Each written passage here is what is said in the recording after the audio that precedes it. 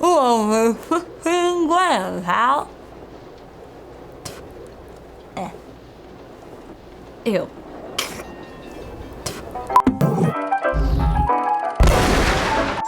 Hey guys, today on What to Watch Before You Die, it's a movie that'll leave you feeling sly, slick, and ever so smooth.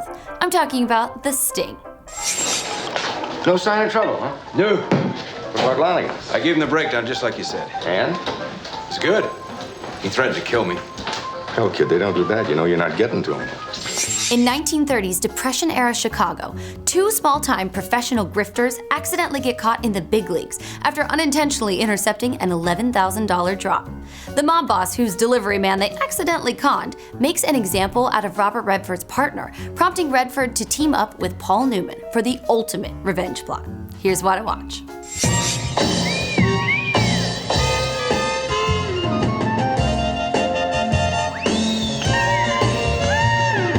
After 1969's Butch Cassidy and the Sundance Kid, Redford, Newman, and director George Roy Hill teamed up again, bringing the magic back together for 1973's The Sting.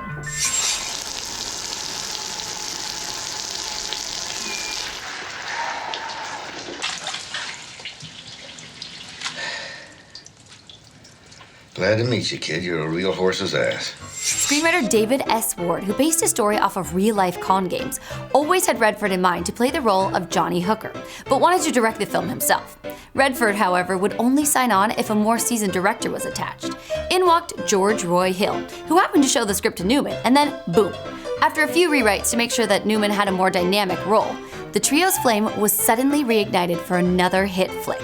Director Hill was highly influenced by 1930s gangster films, which is evidenced in his old-school cinematography and editing. With subdued coloring, transition swipes and irises, and title cards like the Saturday Evening Post to break up the film, Hill romanticizes a bygone era where you're ultimately rooting for the bad guy grifters because they're just so charismatic.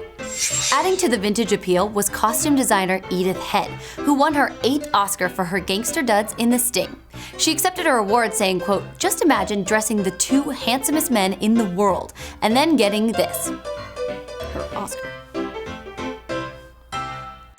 Interestingly, the costume illustrator, who was apparently the true designer of Redford and Newman's 1930s apparel, later sued Edith for taking all the credit. Drama. If you don't know who I'm talking about, Edith was nominated 35 times and was immortalized in The Incredibles. Fine. I will also fix the hobo suit.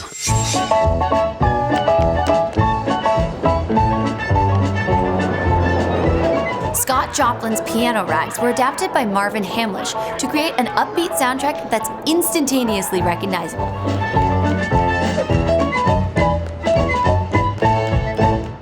Ragtime music was initially popular decades before the 30s when the movie takes place, but the style is a perfect juxtaposition to what is actually happening on screen, relieving tension and providing an overall lighthearted feel to the movie. As soon as the film was complete, Universal knew they had something special on their hands. After releasing the movie over the Christmas holiday in 1973, audiences were immediately in agreement, falling in love with the chemistry between Redford and Newman all over again, and returning to the theater to look for clues they may have missed from a twisting narrative that leaves you always wondering what's going to happen next. He runs a numbers racket on the south side. He owns a packing house, a few banks. Yeah, and half the politicians in New York and Chicago are fixing this world gonna cool him out if he blows on you.